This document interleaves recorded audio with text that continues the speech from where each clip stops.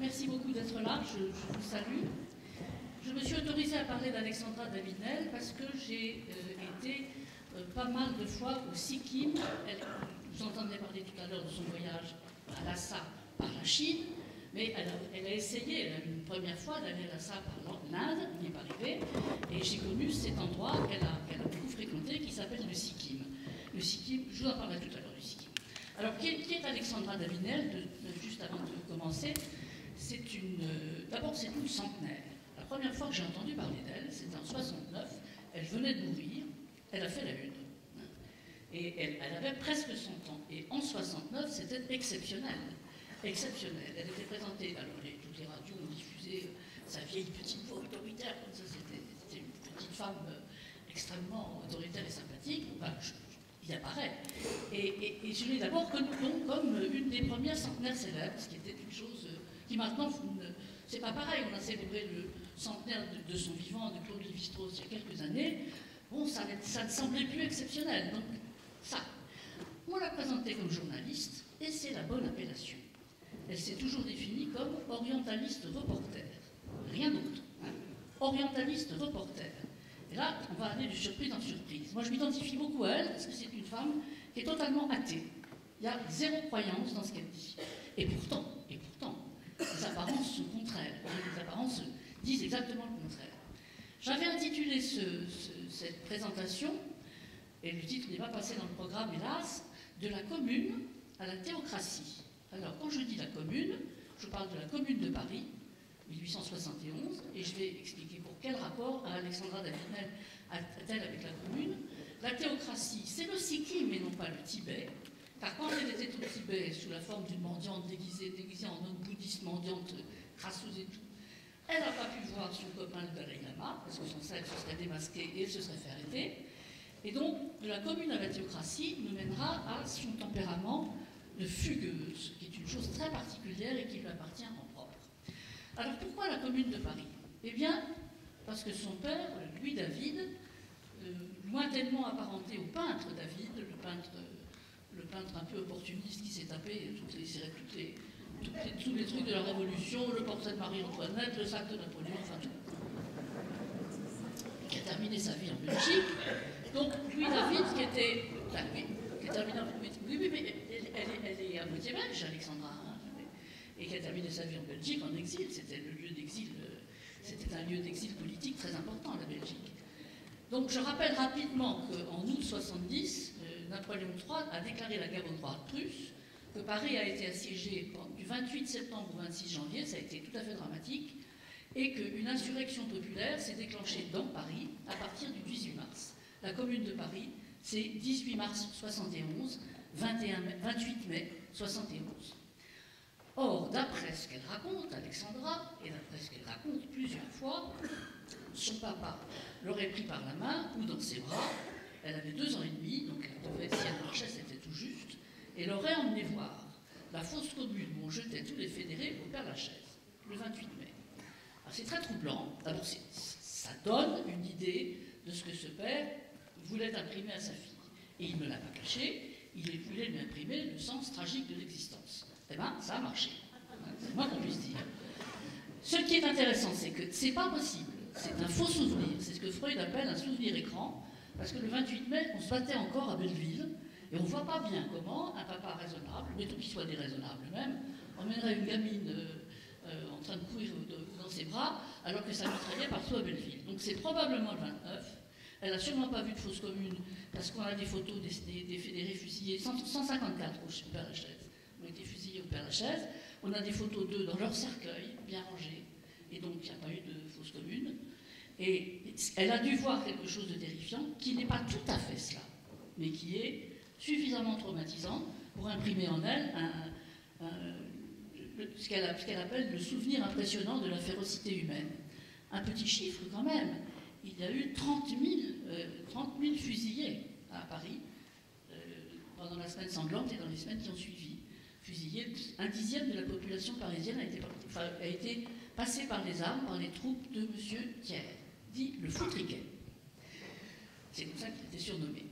Alors ce souvenir écran a beaucoup pesé sur elle, d'autant plus qu'elle avait comme parrain Élisée Reclus, autre communard, communard, anarchiste, géographe, et que très souvent les anarchistes sont devenus des orientalisants. C'est très curieux, il y a une vague, il y a une petite dizaine comme ça de communards qui étaient spontanément anarchistes et qui se sont tournés vers l'Asie. C'est une étrange pulsion. C'est l'époque des sociétés occultistes, c'est l'époque des recherches, on se détourne de la religion chrétienne, ces gens qui étaient spontanément athées, en tout cas ni Dieu ni maître, disons, ont été chercher ailleurs des valeurs spirituelles assez évanescentes. En Inde, mes copains indiens appellent ça d'un très joli nom, encore maintenant, ils s'appellent ça le karma kola.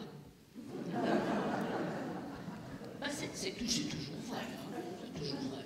Les histoires de karma kola sont absolument extraordinaires. Or, Alexandra est tombée dans le karma kola et très vite elle a compris que c'était ça, c'est pas d'autre mot, hein, elle a très vite compris que ça n'était rien qu'une illusion et une escroquerie. En revanche, elle s'échine à comprendre les pensées indiennes, les pensées de l'Inde, toutes, en particulier le Vedanta. Elle le fait très sérieusement. Elle va à Bénarès. Je ne vais pas vous raconter tous les voyages, parce que sans ça, je ne tiendrai pas dans le temps qu'ils mettent imparti, qui est de 20 minutes, que je vais essayer de respecter. Bénarès, c'est une ville que je connais très très bien, et cet aspect-là n'a pas changé. Il y a du karma kola, il y a des faux mendiants, il y a des faux sadhus, il y a des faux mystiques. Vous leur grattez le dos, c'est absolument le même paysage spirituel, et les vrais maîtres, on les trouve ailleurs. Elle a fini par en trouver un, tout nu dans un jardin de roses. Ça n'existe plus en revanche. Mais oui, c'est malheureux, mais ça n'existe plus. Je vais sauter directement à la théocratie pour ne pas sortir trop de mon schéma. Le Sikkim est à l'époque un royaume bouddhisme tibétain. C'est pas le Tibet, hein, c'est un royaume comme est le Bhoutan à l'heure actuelle, qui est également un royaume théocratique, enfin il est moins théocratique maintenant, mais dirigé par un souverain bouddhiste. Le Bhoutan est devenu une démocratie depuis 2 ans. Il a fallu que le roi aille pousser les citoyens à voter à coup de pied derrière, parce qu'ils ne voulaient pas voter, parce qu'ils ne comprenaient pas à quoi ça servait, puisqu'ils avaient un souverain Dieu. Hein, c'est une chose dont on a très peu parlé, mais l'introduction du vote dans un royaume théocratique, ça ne va pas de soi. Les gens ne voulaient pas aller voter, ils trouvaient que c'était parfaitement inutile. Ils y ont été de force, ils y ont pris goût, ils ont renoncé. À l'époque, le Sikkim est dirigé par un tout jeune souverain, et c'est compliqué parce que il a 25 ans à peu près, parce qu'il est également un réincarné, ce qu'on appelle la tulku, en tibétain. C'est-à-dire qu'il est réincarné comme les Dalaïmas, comme les Dalaïs, je vais y arriver, Lamas sont réincarnés, c'est-à-dire, vous avez sans doute vu les films de Bertolucci ou Scorsese qui montrent ce processus de recherche et réincarnation. Et là, ce petit jeune homme qui devient roi du Sikkim, souverain du Sikkim, est un tulku. Il a donc un pouvoir divin et un pouvoir de monarque. Et il prend malencontreusement, il prend Alexandra comme conseillère, ce qui est déjà très très curieux. Il la prend comme conseillère parce que déjà, elle est considérée ayant recherché le bouddhisme à l'état pur. Si ça existe. Ça n'a jamais existé, le bouddhisme à l'état pur. C'est complètement fantasmatique d'imaginer qu'on puisse reconstituer ce qui n'a jamais été le bouddhisme à l'état pur, parce qu'imaginez-vous être le Bouddha, petit effort, hein, vous comprendrez bien que le bouddhisme à l'état pur, ça n'existe pas. Et elle lui donne des conseils. Enlever les superstitions, lutter contre tout ce qui est... voilà. Eh bien, ça ne traîne pas. Il est assassiné. Il est emprisonné. C'est quand même une des choses intéressantes dans la vie d'Alexandra. Elle ne s'est jamais rendue compte de ce qu'elle faisait. Quand on lit ça, on est sidéré, mais le volcan cinglé. Et ben oui, et lui aussi. Et il suit ses conseils. Il est empoisonné, voilà. Hein. Alors, avant d'être empoisonné, et parce qu'il a suivi les conseils d'une occidentale qui prétend avoir trouvé le bouddhisme à l'état pur, je ne sais pas si on se rencontre, elle rencontre le Dalai Lama, le 13e Dalai Lama. Nous sommes 14e Dalai Lama. Alors, l'histoire est quand même très stupéfiante. Vous connaissez la situation, à peu près la situation du Tibet aujourd'hui. Le Dalai Lama est officiellement en exil à Dharamsala, en Inde. En 1918, époque où elle va le rencontrer, le 13e Dalai Lama a été chassé de Lhasa par les Chinois. Déjà. Il s'est réfugié dans les Indes britanniques, colonies britanniques. Déjà. Et puis la révolution éclate en Chine. La révolution, toutes sortes de révolutions. La guerre civile éclate en Chine. L'empire chinois disparaît. Les Tibétains de Lhasa expulsent les Chinois. Et quand Alexandra rencontre le Dalai Lama, il est sur son chemin triomphal de retour vers Lhasa. Ce qui est très, très bouleversant quand on connaît la situation actuelle. Alors, il y a quand même, elle raconte ça avec elle raconte très bien avec beaucoup d'humour et de précision. Il y a par exemple 3/4 d'heure de bagarre pour savoir si elle va accepter de se prosterner devant lui. Elle ne veut pas. C'est niette, hein, elle dit non. Et finalement, il est convenu, parce qu'il est quand même très curieux, le Dalai Lama, de voir cette drôle de personne, il est convenu qu'elle se présente devant lui, qu'elle fait un signe de tête comme ça et ça suffira. Mais ça, c'est un scénario que toute l'histoire diplomatique mondiale reproduit tout le temps. Je me prosterne, je ne me prosterne pas, je monte l'escalier, je descends pas l'escalier. Enfin, encore aujourd'hui, la cérémonie en face de l'empereur du Japon, c'est quelque chose. Il faut sortir à reculons sur des centaines de mètres. Ça ne va pas de soi. À ce moment-là, Alexandra n'est pas encore la mendiante crasseuse qu'évoquera tout à l'heure le film, non pas qu'on va voir notre amie Priscilla en mendiante crasseuse, mais enfin, elle s'est déguisée, Alexandra s'est déguisée en mendiante crasseuse, mais elle est quand même en robe orange. Elle est déguisée. Elle n'y croit pas vraiment. C'est quand même pas du vrai de vrai. Et elle dit, c'est à ce moment-là qu'elle dit, je ne suis pas une vraie bouddhiste, mais une orientaliste reporter. Et chaque fois qu'elle risque de tomber dans le pot, hop, elle redit, je suis une orientaliste reporter, et non pas une bouddhiste convaincue. Alors, elle a eu comme ça plusieurs déguisements dont elle était très fière, des déguisements, on va les appeler intellectuels.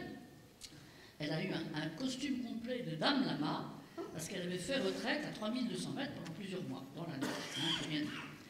Elle a eu des déguisements psychiques très importants, puisque lorsqu'elle était déguisée en nonne mendiante, et même lorsqu'elle était simplement en Dame Lama, les Dames Lama, c'est pas si rare que ça, mais on lui a demandé des bénédictions. Ah, qu'est-ce qu'on fait, hein? Là, problème. Alors elle a donné des bénédictions, parce que le déguisement la contraignait. Elle a même donné des consultations, on est venu lui demander des consultations de voyance. Ça c'est encore plus compliqué que faire quand on est athée. Et là, elle l'a fait avec un très grand bon sens. Hein, c'est-à-dire qu'elle a regardé la personne qui demandait la voyance, elle avait parlé sur la famille, elle a fait comme toutes les voyantes. Hein. Voilà. Exactement, et elle a donné une consultation de voyance. Alors, il y a 2 ou 3 choses sur lesquelles elle ne cède absolument pas. Il y a l'égalité, il y a des clashs innombrables en Inde avec ses maîtres spirituels, qui sont tous des brahmanes. Vous savez qu'en Inde, les castes sont les brahmanes, qui sont les seuls qui sont purs, qui sont moraux. Ensuite les guerriers, ensuite les commerçants, et enfin les intouchables, et enfin les serviteurs, et en dessous, hors de l'humanité, tous les intouchables. C'est vrai que c'est une républicaine et une anarchiste, et donc les histoires de caste, elles n'avalent pas, et elle se brouille avec quasiment tous ses amis indiens, pas les Tibétains, pas aux Sikkim, ça c'est pas pareil aux Sikkim. Mais en Inde, les brahmanes sont, je veux dire, encore aujourd'hui très souvent odieux, enfin, maintenant ils ont perdu le pouvoir, donc ils commencent à être sympas, ça commence à aller mieux, mais à ce moment-là, elle a vraiment été d'une très très grande fermeté. Je voudrais maintenant vous parler de ses prouesses. C'est la dernière partie, j'arrive à tenir à peu près. Les prouesses que je trouve les plus admirables. D'abord, elle a une endurance physique exceptionnelle. Alors quand elle est au début de sa vie, je ne vais pas trop parler du début de sa vie, où elle a été successivement cantatrice. Hein, elle a été cantatrice, elle a chanté Lakmé, elle a chanté Manon. C'était une élève de Massenet, elle était encouragée par Massenet. Mais même à cette époque, cette petite femme, autre comme 3 pommes à un genou, qui n'était pas très belle, elle avait un nez en bouton de bottine et des yeux tout petits noirs, avait des troubles, ces troubles qu'on appelait, on est au début du XXe siècle, on appelait des troubles hystériques. Donc elle avait des maux de ventre, elle toussait, elle avait des vertiges, elle avait des migraines, elle avait des diarrhées, exactement le tableau caractéristique des hystériques.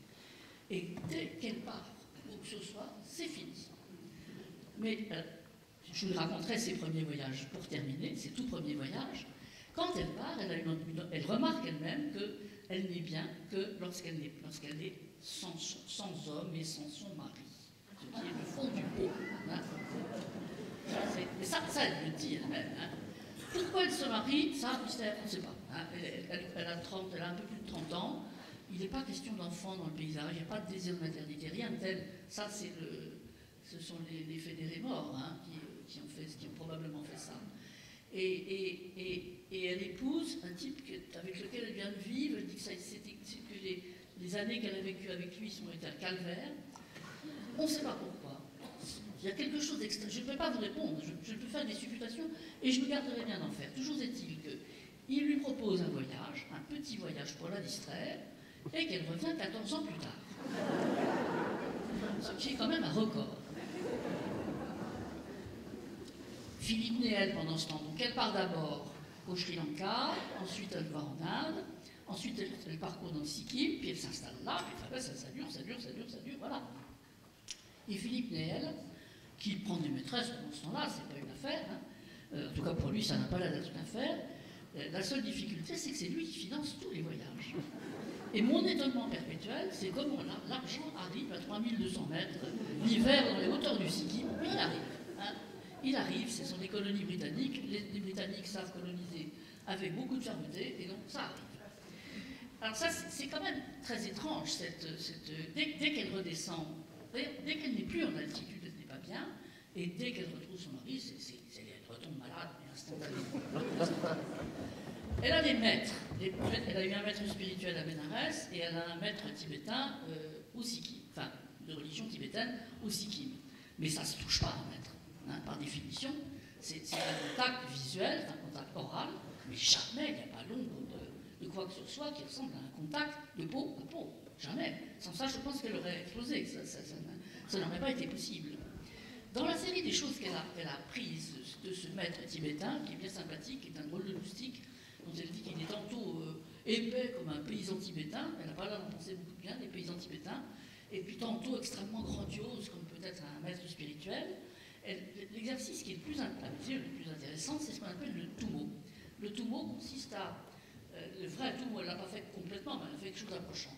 Le tumo consiste à, en hiver, quand l'eau est glacée, que la neige est là, à tremper un drap dans l'eau glacée, et puis on le met sur votre dos, vous êtes tout nu, et vous devez réchauffer le drap. Si vous en réchauffez, le jour où vous en réchauffez 6 d'affilée, vous êtes bien. Elle n'a pas fait exactement... J'en connais le principe, c'est simplement une hyperventilation qui réchauffe. Ce sont des exercices respiratoires et exclusivement respiratoires. N'empêche, il faut quand même... elle a quand même appris à ne pas avoir froid alors qu'elle vivait dans une caverne, bouchée par des planches mal ajustées, mal jointoyées, avec des vagues couvertures. Enfin, il devait faire -5 quand même à l'intérieur de ça. Hein. Et elle a appris à ne plus avoir froid. Ce qui est quand même une performance physique que je trouve plus intéressante que l'endurance de la voyageuse. C'est beaucoup plus. C'est une vraie discipline de la respiration, pas du corps, de la respiration. Alors, il y a une exception à sa curiosité, ce qui est assez, je vous signale, c'est parce que je trouve ça très amusant. Dans les rituels tibétains, il y a des rituels tantriques. Les tantras sont des corps de texte très anciens, sont les plus anciens de toute l'Inde, généralement nés au Cachemire, et qui comportent des orgies sexuelles, enfin orgies, des rituels sexuels. Alors, Alexandra voit à Bénarès, elle fuit épouvantée. Donc, il y a quand même quelque chose de ce côté-là. Hein, donc, c'est à Calcutta qu'elle voit ça. Elle est absolument dégoûtée. Elle voit juste le rituel. Hein, et elle entend des allaitements, des cris de faux, ça la répugne. Et un peu moins lorsqu'elle le voit de façon un peu plus réglée, parce que c'est quelque chose d'extrêmement réglé, c'est comme une sorte de ballet. Elle est un peu plus satisfaite lorsqu'elle le voit. Je crois que est-ce que c'est à Lhasa ou dans le Sikkim, mais en tout cas, c'est quelque chose qu'elle tient à l'écart. Autant elle arrive à se réchauffer toute seule, autant se réchauffer avec d'autres, ça passe pas. Alors, pour conclure et rester dans les clous de mon timing, je vous dirais que ces tout premiers voyages ont été des fugues. En mai 71, si ce n'est pas le 28, c'est le 29 ou le 30 ou le 31 mai, elle voit les cadavres des fédérés dans les cercueils, certainement. Mais c'est quand même très impressionnant. Et puis, on est en mai, ça ne doit pas sentir bon. Et en juin, elle fait une première fugue. Vous vous rendez compte, elle a juste 3 ans. Hein. Elle fait une première fugue. Elle en fait une de 2 mois à 5 ans. 5 ans. Donc les parents sont quand même assez affolés. Et puis le troisième, qui est une fugue qu'elle fait à 15 ans, bah, c'est son premier voyage. Parce que celui-là, elle l'a financé, elle l'a préparé. C'est une vraie fugue, elle échappe à ses parents, mais c'est aussi son premier voyage parce qu'il ne la retrouve pas et qu'elle fait exactement ce qu'elle a voulu. Alors, 2 mots de ses parents, et on va à reculons, hein, on retourne aux origines. Son père était un protestant, très protestant, très éthique. On sent bien quand même que chez ces anarchistes communards, il y a quelque chose de très qui leur attache aux Cévennes, qui leur attache à l'esprit cévenol. Et sa mère, qui était pourtant pas une femme très intéressante, qui est une femme qui est catholique, mais ça c'est pas pour ça qu'elle n'est pas intéressante, c'est parce qu'elle a des racines sibériennes. Elle a des racines sibériennes, dit-elle. Ça se traduit chez Alexandra Davidny par 2 choses qui me font beaucoup rigoler. Elle se prétend viking, la Sibérie, les vikings, je ne sais pas, hein, ou mongole, ça c'est plus plausible. Mais en tout cas, elle a ce qu'elle appelle l'âme jaune. C'est Alexandra qui le dit elle-même, qu'elle a l'âme jaune. Et c'est cette grande attirance pour le... Elle a d'ailleurs été la première à transcrire l'épopée qu'elle a crue chinoise de Guézar. Guézar est un héros mythique qui est mongol, bouriate, chinois, et dont se sont emparés les Chinois à l'heure actuelle à l'UNESCO. Et Guézar, c'est Tsar et Jules César, c'est le même. Jules César donne Tsar et donne également Guézar. Ça donne une idée de la circulation, hein, qui va de Jules César à l'Angleterre, qui est en Angleterre, et ça a circulé jusqu'au fin fond de la Sibérie, puisque le principal héros mythique bouriate, à l'heure actuelle, c'est Guézar, c'est le même. Et elle a été la première à le transcrire, tout en croyant que c'était exclusivement chinois. Et enfin, dernier mot, elle dit tout le temps, je ne suis pas une femme, j'ai toujours vécu comme un garçon. Je vous remercie.